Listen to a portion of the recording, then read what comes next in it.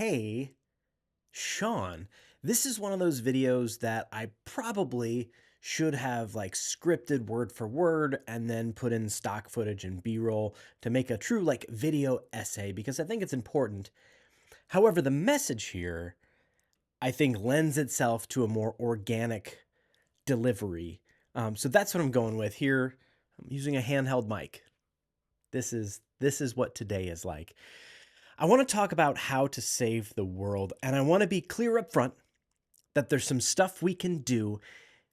I'm not discounting there's real work that needs to be done, real legal work by elected officials to fix some serious problems here in the United States and around the world. I am not qualified or informed enough to talk about that.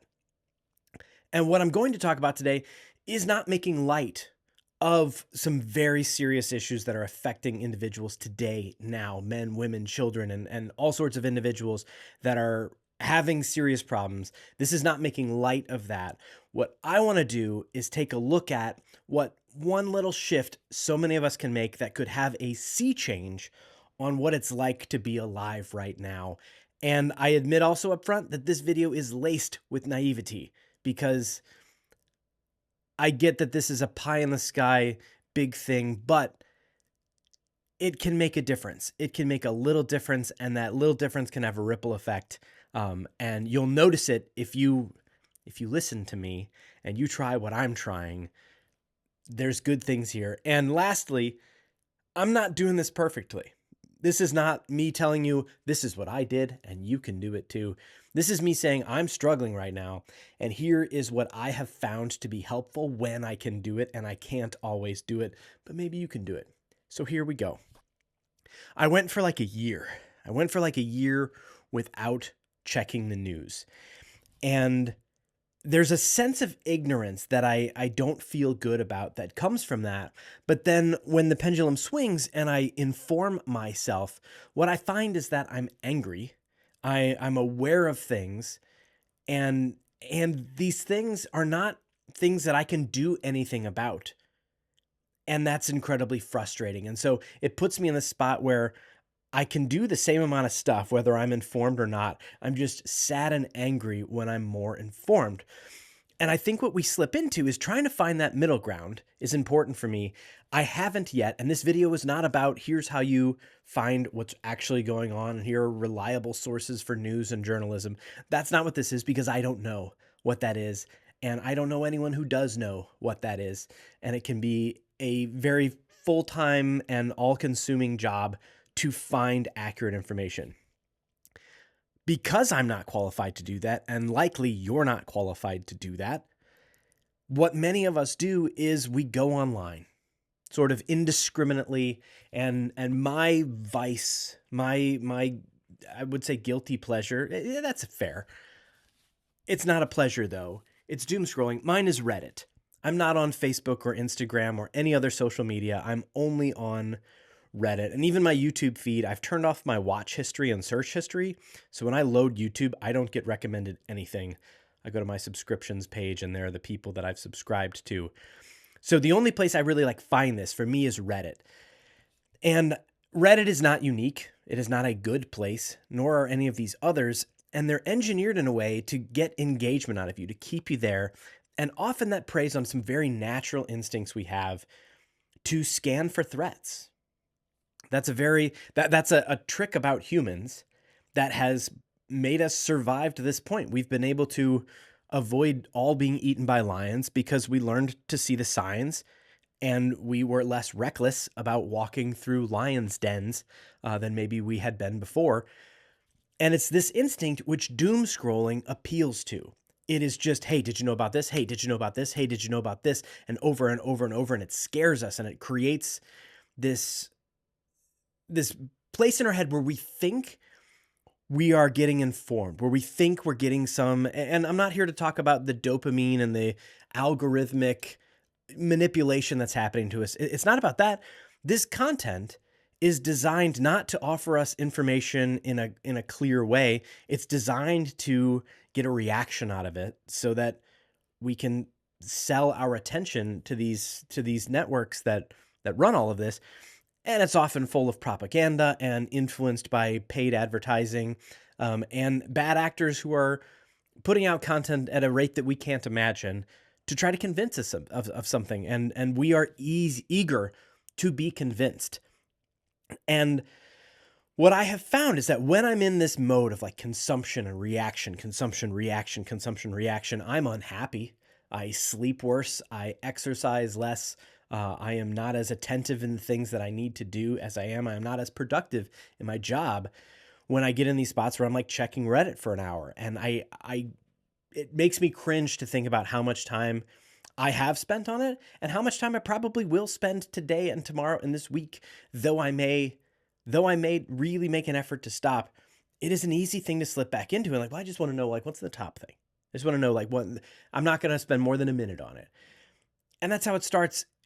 But it's this false sense of being informed, and it's not actually helpful. And so, what I have found is helpful with my idle time, and again, this is not a substitute to action that's necessary for fixing many of the problems that we have here locally in the United States as well as around the world. This isn't a stand-in for that, but so many of us waste hours and hours and hours of time making media platform owners incredibly wealthy. We're just giving them our attention and our time, and they are happy to manipulate us. It sounds easy, like just turn it off, but you have to replace that with something. And you can do things to jog your routine, like move where your apps are on your screen, delete the apps, ideally, and your accounts if you want to go that far. I deleted my Facebook and Instagram, and I don't regret that. I have found other things to fill the cracks, but it's gone a long way to helping me to detach from that noise. But when I am at my happiest and my best, instead of consuming and reacting, I'm creating. And I create in 3 ways that I'm telling you should try. And if you've got an hour, if you've got 15 minutes, if you're going to sit down and go to the bathroom and you just open your phone, instead of going to one of these sites, try to change your habits and do one of these things instead. Maybe discerningly in the restroom. But create something. And if you're somebody like me who has some sort of platform, I have, I think, like 5,000 subscribers on this channel, and my videos get like 20 views. Sorry about that. And if you didn't want to watch this, that you don't have to. No one's making you. And if you're thinking about saying mean things in the comments, please don't. I just have to delete them, and that's annoying to me. But if you have a platform like this, you can create things. You can practice your craft. You can create videos. You can create anything and put it out there that's positive, inspiring content. And this is where it sounds naive, but it's true.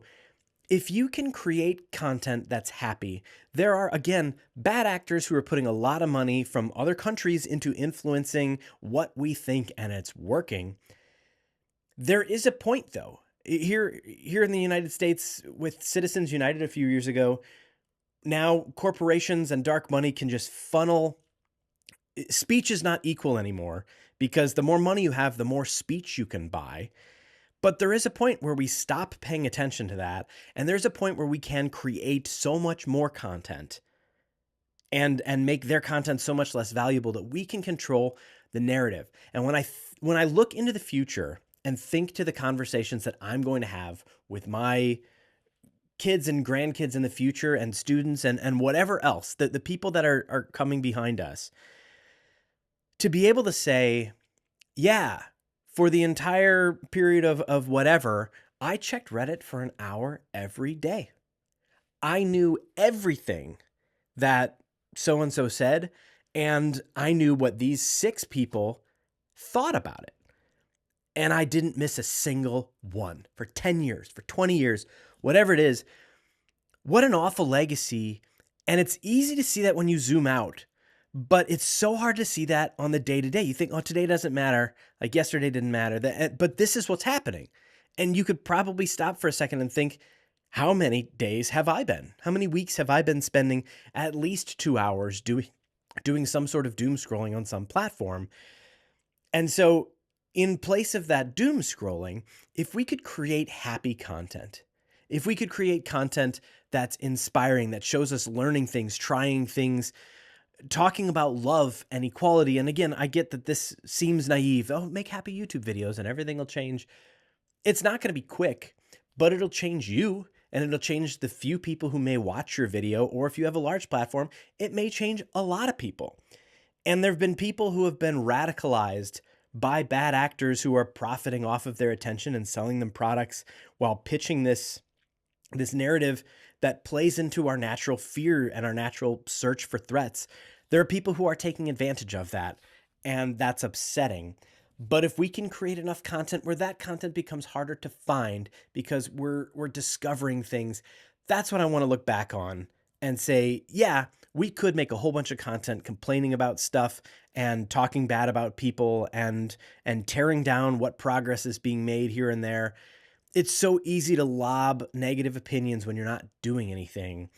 But if we can create content that changes the average content, that's going to make a difference. And that's going to be a world of content that we leave to the next generation.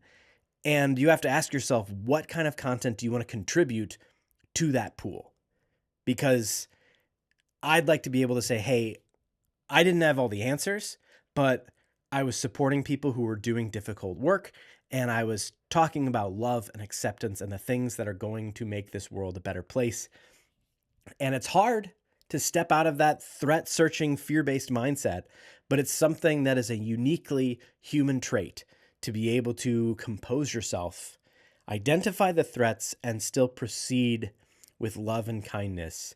It is a uniquely difficult thing to do, but a uniquely human thing to be capable of, and a shame to squander such an ability, and instead to play into our own fears and ramp up the fears of others. So number one, make positive content for the world. Number two, and this is regardless of whether or not you have a platform, create something that's art. And again, this is the naive, I hear it. I see your eye roll. Mine's rolling too. Create stuff that's stuff you've never created before. Paint. Here. I painted this. This is the Hylian shield from Zelda. My son's into Zelda, or was. I painted this. I also painted this. This is a wave.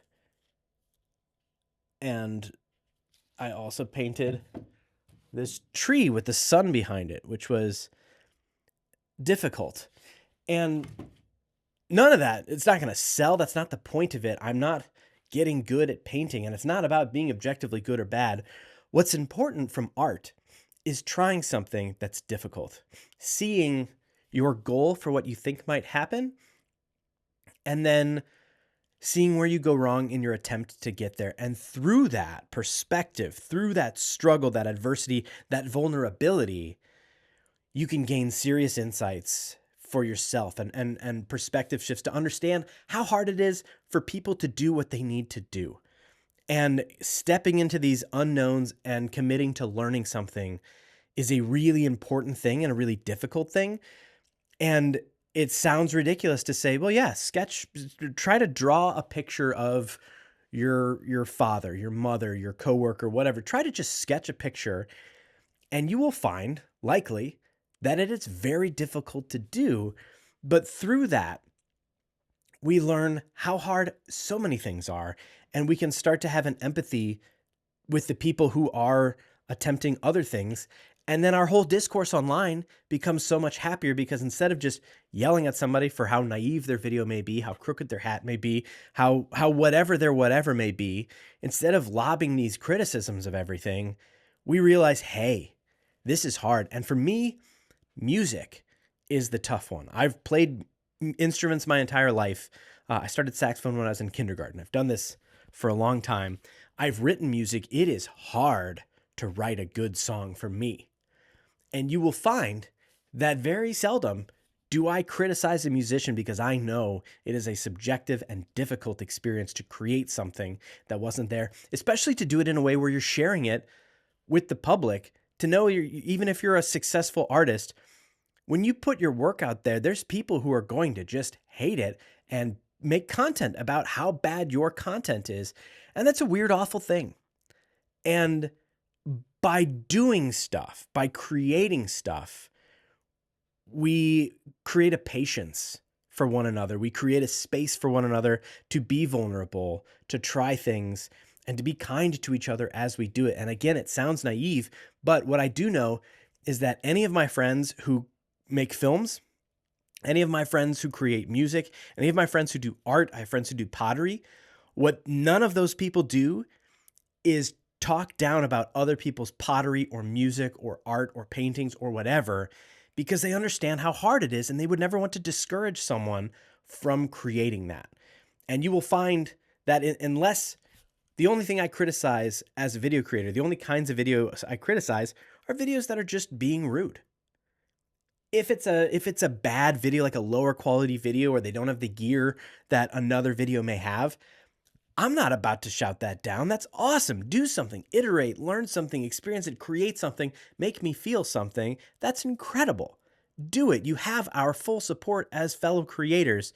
So, number 2, do that. Create art and push yourself in a medium you haven't been pushed in before. And here's the last one. And this is an important one that I think you really, really, really should do for both of the combined reasons of number 1, creating content for the world, and number 2, pushing yourself. Make a podcast. Create a podcast series. And maybe the title of this video is How Podcasting Can Save the World. Because I will say that if you're creating a podcast to sell something and gain an audience, that's not what I'm talking about. I'm talking about we have a unique opportunity currently to create and store content for free. There's places where you can host your podcast. YouTube, you can upload to YouTube for free. Everyone does.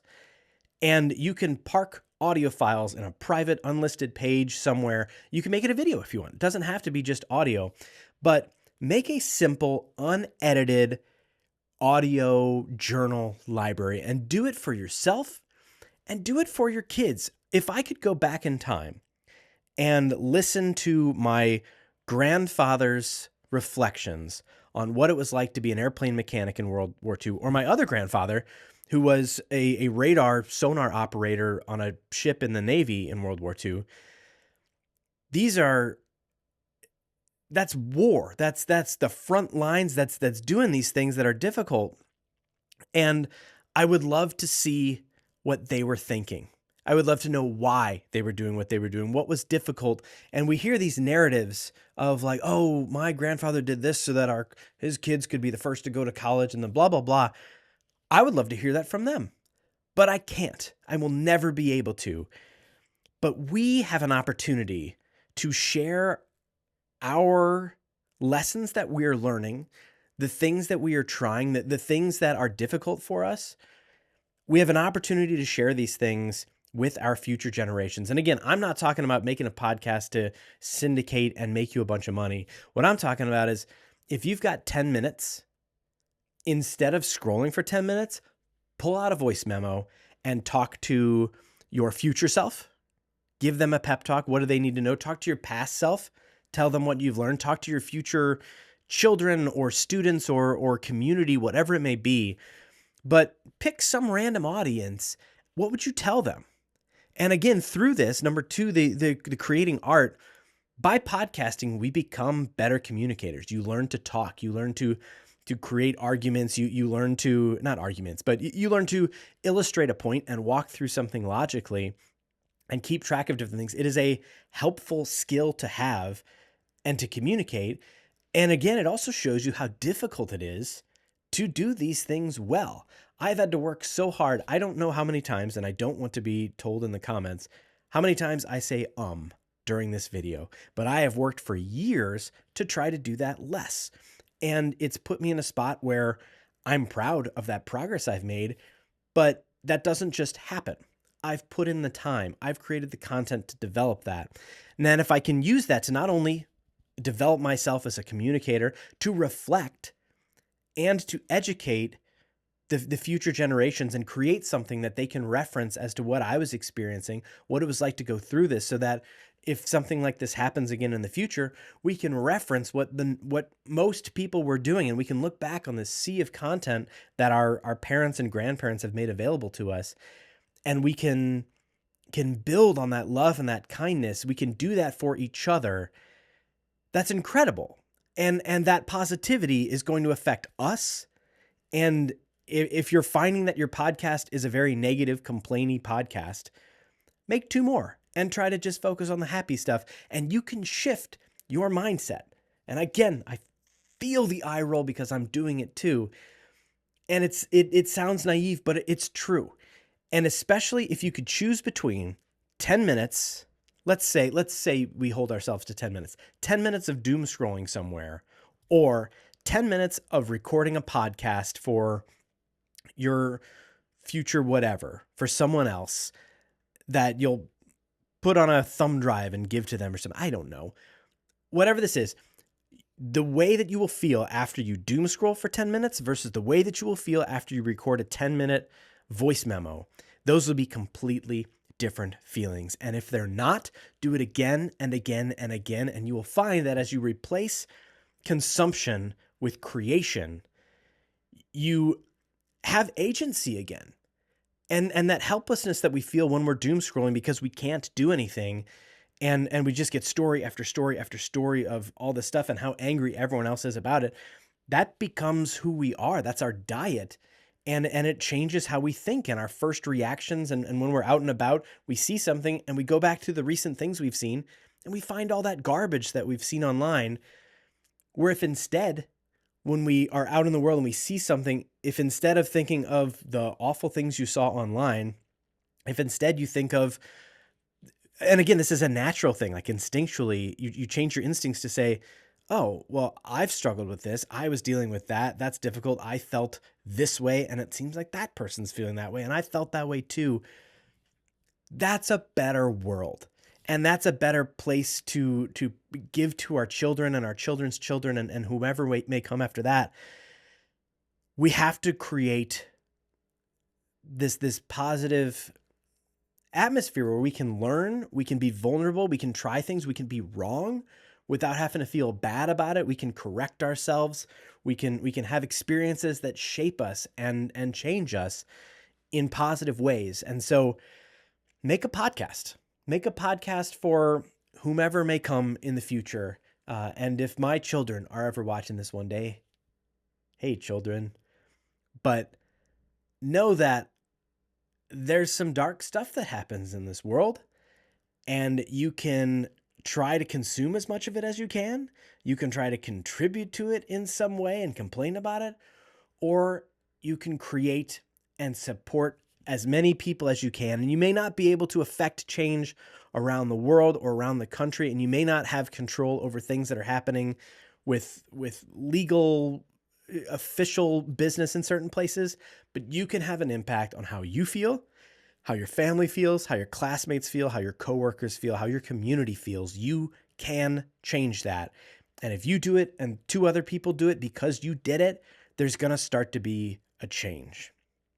And that's agency that you get when you're creating, not something that you get when you're consuming. So whether you want to say make, don't take, or create versus consume, whatever it is, give it a try.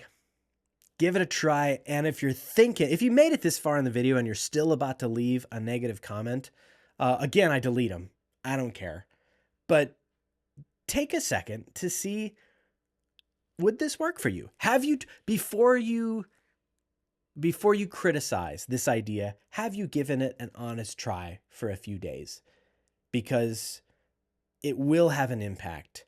And I'll repeat my disclaimers. It's not going to fix some of the issues that we have. It's not going to fix many of the issues we have, but it's going to equip us to be more empathetic and more accepting and more loving so that we can, in the future, avoid these problems and solve them more easily because we have determined what our attitude is as a society by leading with example, with the example of love. So, thank you Thank you for watching this. This was a long one. This is the third time I've recorded this, and I